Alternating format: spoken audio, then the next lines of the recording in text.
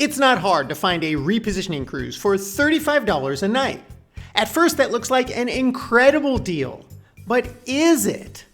The answer depends on some key costs that the cruise lines don't include in the advertised price.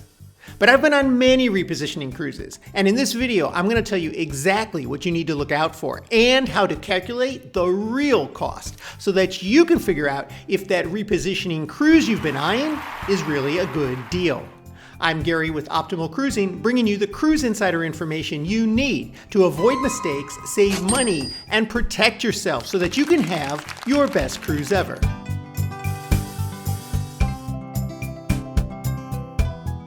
Many years ago, when I booked my very first repositioning cruise, I got an incredible deal at $32 a night. And that price is not a scam. The cruise line's advertised price on these repositioning cruises is designed to fill the ship.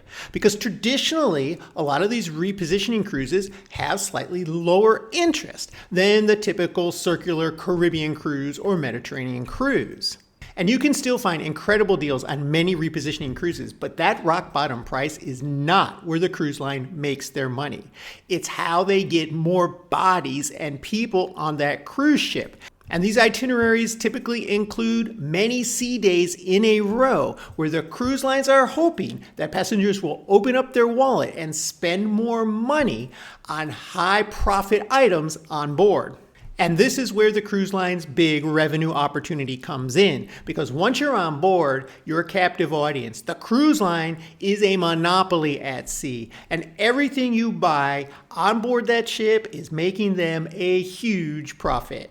But that doesn't mean that you can't get a great deal on a repositioning cruise. It's really in your hands. If you plan ahead and stick to a budget and have things to do for those sea days that don't involve spending a bunch of money on board, you can have an incredible cruise and save thousands of dollars. But let's take a look at one thing that is going to add up fast.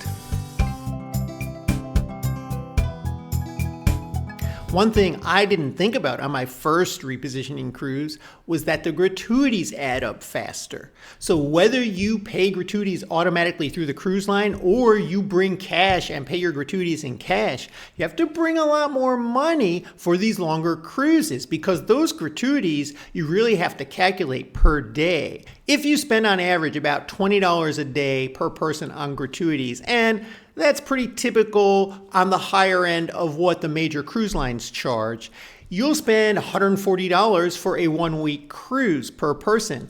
But on a 2-week or a 15-night repositioning cruise, that amount will jump to $300 per person. It needs to go into your budget and it needs to be considered as part of the cost of that cruise. And when you do pay your gratuities, do you prefer to just let the cruise line handle it, or do you prefer to pay them in cash? Let me know in the comments below.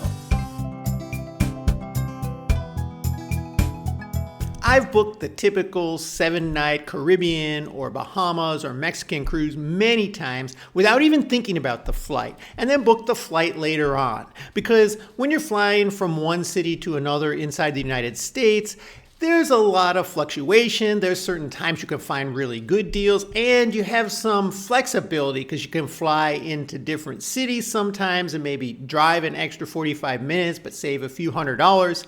But when you're doing a repositioning cruise, these flights can get really expensive and you have less options on those flights.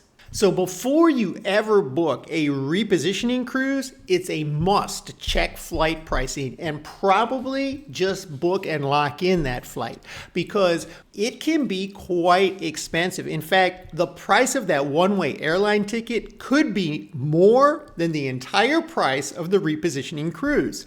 My parents, in fact, recently did a repositioning cruise to Europe, and the total cost of their cruise was $1,600.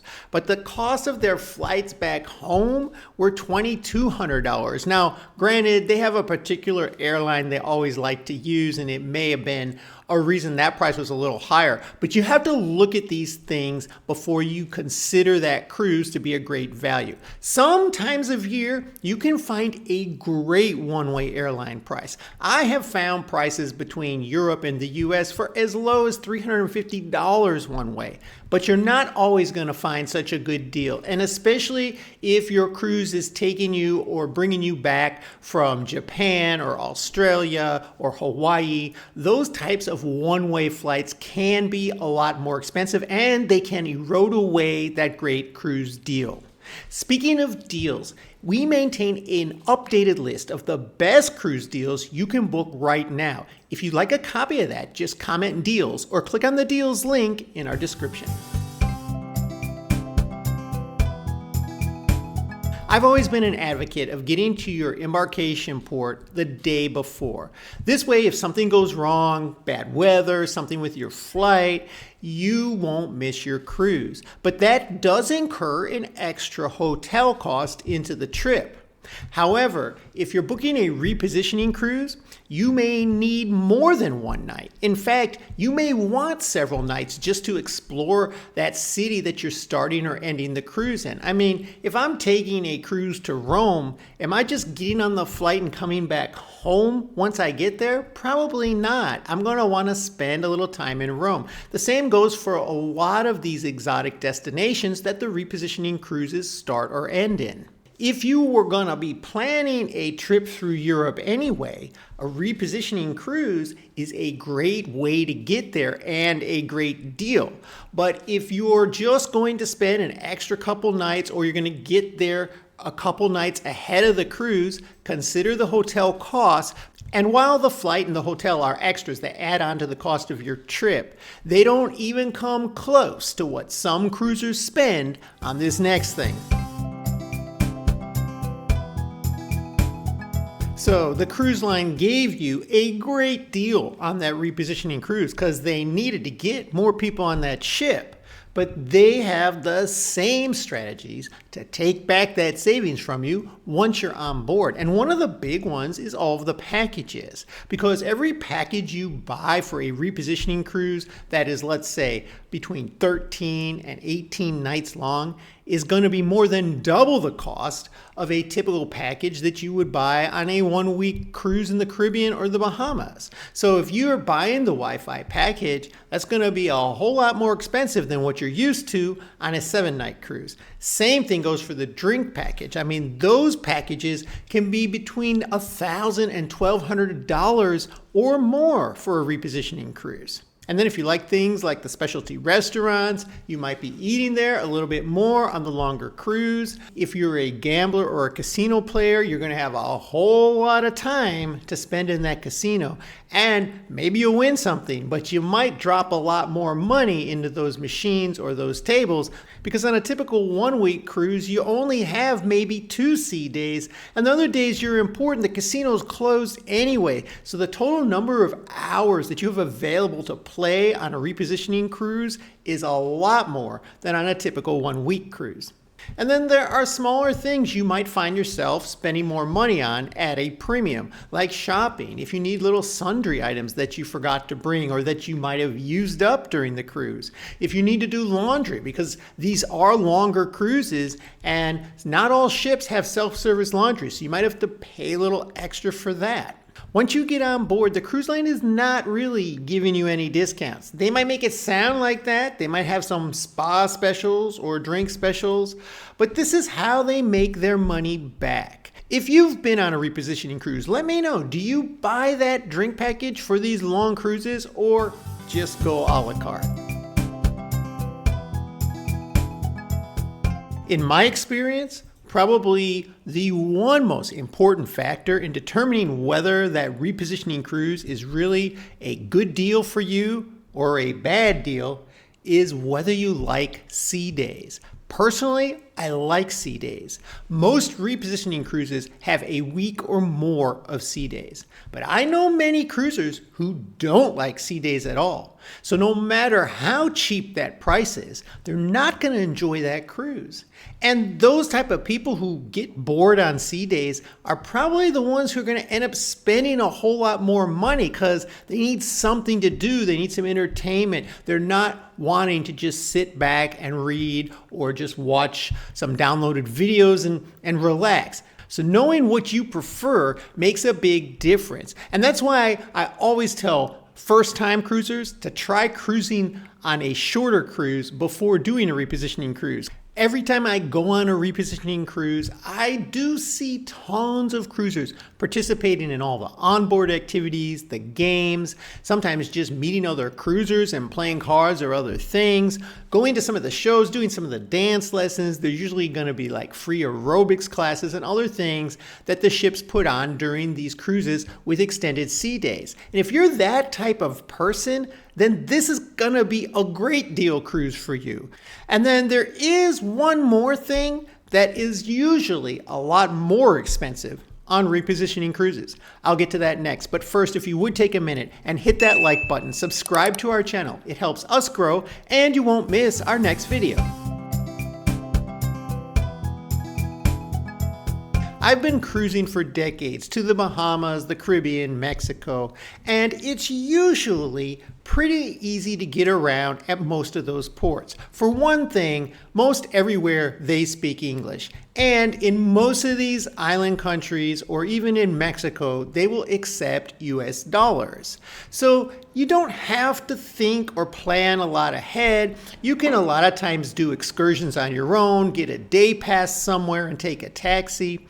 But on repositioning cruises, you're going oftentimes to more exotic places, foreign countries where it might seem a little more intimidating to get around, where people don't speak English as much or as well, and they typically don't want US dollars. For that reason, a lot of cruisers book their shore excursions on these repositioning cruises directly with the cruise line because they feel it's safer and it takes away that unknown or uncertainty of what to do in some of these more exotic ports.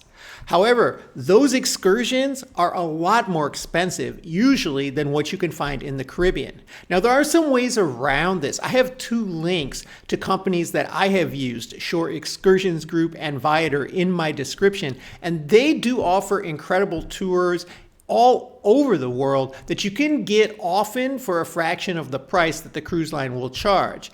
Just make sure that whatever tour you're booking, they're going to pick you up right at the port so you don't have to navigate around that. Some of these ports that you will be stopping on these repositioning cruises might not be right in the middle of town. And when you're on a repositioning cruise, you're really probably not going to want to stay on the ship when you're at a port because you have so much time on the ship anyway, and you're getting a chance to see some really exotic ports and places. One of my favorites to visit was on a transatlantic cruise that stopped in Malaga, Spain. Now, this is not a port that a lot of circular cruises will hit, but it's a great spot to tour around on your own without an excursion and save money. So when you find out what your itinerary is, find out where the ship's going to dock and see what you might be able to do there. A little planning ahead can save you hundreds, if not thousands of dollars on pre-booking all excursions directly through the cruise line. And then there is a must-have for any repositioning cruise in order to protect a good deal. For a ton of cruisers, repositioning cruises are great deals because they get a very low price on the cruise fare and then they plan well and budget and don't spend a whole lot extra. But there really is one thing you need to consider getting for any repositioning cruise to protect that deal in case something happens, and that is travel insurance. Now, I have a link for the company that I use in the description of this video if you want to check them out. But whatever you do, get some type of protection. For most repositioning cruises, you are traveling internationally and you are relying on that cruise ship to take you one direction and a flight to take you back. What if you miss that flight? that could be a costly expense. The travel insurance protects you against things like that. It also protects you against unknown circumstances like a medical event that might happen when you're in the middle of these sea days. If something happens and you need to be medevaced off that ship, that can cost you upwards of $50,000 without travel insurance. And having something happen where you need to be medevaced off the ship might seem like an unlikely event, but it happens more than you think. In fact, on my last 2 repositioning cruises, it happened twice, once on each cruise. And the insurance goes beyond that. You're going to be in many different foreign countries on a typical repositioning cruise. You could have a fall, something might happen while you're in port, and the last thing you want to be doing is rushing to a hospital in some foreign country without knowing if you have insurance that covers that or what you're going to do when they ask for the bill. Whether or not that great price on a repositioning cruise is a good deal or a bad deal depends on how you make that comparison. Because so far throughout this video, I've been talking about a repositioning cruise compared to a typical 7-night cruise. But on a repositioning cruise, you're getting a lot more than those 7 nights. So let's look at a good deal on a repositioning cruise here on MSC, which runs you at about $500 per person. I found 2 similar ships running back-to-back cruises out of the same port in Florida, one going to the Eastern Caribbean and one going to the Western Caribbean. Both of these run a little over $400 per person. So if you add those up, those 2 week-long cruises, it's going to be about $800 or $820 per person. That's over $300 more than the repositioning cruise of the same length. The reason this is a good way to look at it is because your onboard expenses, including the gratuities, should be roughly the same whether you take a 14-night transatlantic cruise or 2 consecutive cruises for 1 week in the Caribbean. The one deal breaker could be the flight, because depending on where that repositioning cruise is going and what kind of deal you can get on that one-way flight that you're going to need, it could be about the same as a round-trip airfare to the Caribbean cruise, or it could be quite a bit more. But if you have something that you can utilize like points to book these flights, that would be a great way to maximize a good repositioning cruise deal. But for me, it's not just about the deal, it's about the cruise experience. And a lot of cruisers have a great time on these repositioning cruises. And then some cruisers really don't. I'll tell you all about that right here.